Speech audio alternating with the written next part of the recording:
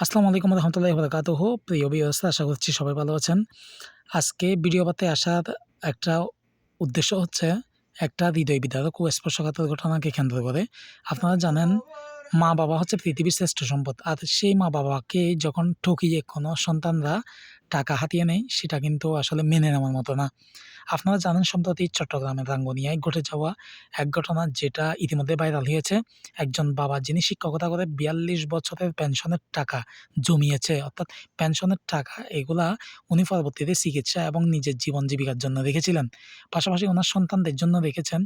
কিন্তু ৪ সন্তানের মধ্যে ২ সন্তান মেয়ে এবং ২ সন্তান ছেলে। ছেলেরা যখন বাবাকে অবজ্ঞা করতে শুরু করলো, পরবর্তীতে বাবা চলে গেল মেয়েদের কাছে এবং মেয়েরা পরবর্তীতে বাবার চিকিৎসার কথা বলে ওনার থেকে ৪২ লক্ষ টাকা পেনশনের টাকা হাতিয়ে নেয়, অর্থাৎ লুটে নেয় এবং পরবর্তীতে একটা ডেট ফিক্স করে ওনাকে নিয়ে যায় চিকিৎসার জন্য। তো চিকিৎসা প্রতিমধ্যে ওনাকে বাইজিদ বুস্তামি মাজার, আপনারা সকলেই অবগত আছেন, চট্টগ্রামের বাইজিদ বুস্তামি মাজারের সামনে বসিয়ে রেখে মেয়েরা উধাও হয়ে যায়।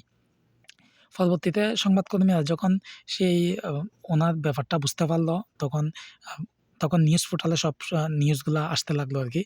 সো চিন্তা করেন, মা-বাবা পৃথিবীর শ্রেষ্ঠ সম্পদ একদিকে, অন্যদিকে মা-বাবা নিজের জীবনকে উৎসর্গ করে দেয়, নিজের জীবনের সুখ-দুঃখকে জলাঞ্জলি দিয়ে নিজের ছেলেদেরকে, সন্তানদেরকে, মেয়েদেরকে মানুষ করে কিসের জন্য?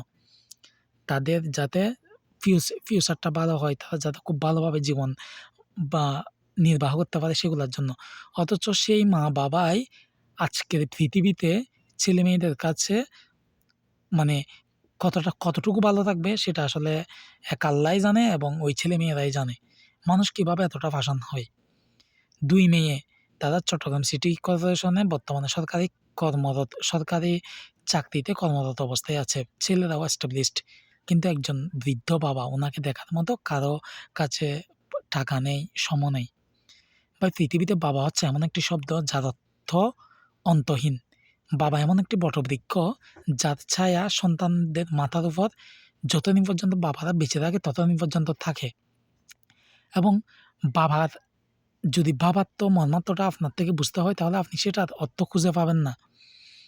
বাবা গরিব হলেও একজন সন্তানের চোখে বাবাই শ্রেষ্ঠ ধনী। বাবা উচ্চশিক্ষিত হলেও বাবা একজন সন্তানের কাছে শ্রেষ্ঠ সম্পদ এবং শ্রেষ্ঠ যোদ্ধা। হয়তোবা বাবা গরিব হতে পারে, বাবা কোনো একজন সুপার হিরো না, কিন্তু একজন সন্তানের কাছে বাবা হচ্ছে এমন একজন অলৌকিক শক্তি এবং সুপার হিরো, যিনি তার সন্তানদেরকে মানুষ করার জন্য দিনের পর দিন কষ্ট করে যায়। নিজের ফ্যামিলিকে রক্ষা করার জন্য বাবা সর্বোচ্চ ত্যাগ স্বীকার করে। আর যদি সেই বাবাই দিন শেষে অবহেলিত হয় এবং বৃদ্ধ বয়সে বৃদ্ধাশ্রমে তাদের জায়গা হয়, তাহলে সেসব সন্তানদেরকে বেঁচে থাকা উচিত। তারা তো মানুষ না, তারা তো জানোয়ার হয়ে গেছে, তারা তো হাইওয়ানের চেয়েও কম নয়। তো প্রতিটা বাবা-মা যারা এখনো বৃদ্ধ হন নাই, আপনারা সতর্ক হয়ে যান, যাতে এইসব ঘটনার সম্মুখীন আপনারা না হন। আর যেসব সন্তানেরা এরকম কুকীর্তি করতেছে, এরকম খারাপ কাজ করতেছেন, মনে রাখবেন, পৃথিবীটা সারা জীবনের জন্য না, আপনার থেকে মরতে হবে। কোনো একদিন আমরা সবাই মারা যাব। সেদিন আপনারা আল্লাহর দরবারে কী জবাব দেবেন? এই পৃথিবীতে মা-বাবার হকটা সবসময় সর্ব অবস্থায় এটা দেওয়ার চেষ্টা করবেন। মা-বাবা ছাড়া পৃথিবীটা অর্থহীন, মূল্যহীন। তাই মা-বাবাকে ভালোবাসুন, মা-বাবার খেয়াল রাখুন। যতদিন বেঁচে থাকি ওনাদের সেবায় নিয়োজিত থাকুন। সবাই ভালো থাকবেন। এই হৃদয়স্পর্শ ঘটনাটা দেখে খুবই খারাপ লাগলো, যার কারণে আমি ভিডিও বার্তায় আসলাম। সো সবাই ভালো থাকবেন, সুস্থ থাকবেন। আসসালামু আলাইকুম ওয়া রাহমাতুল্লাহি ওয়া বারাকাতুহু।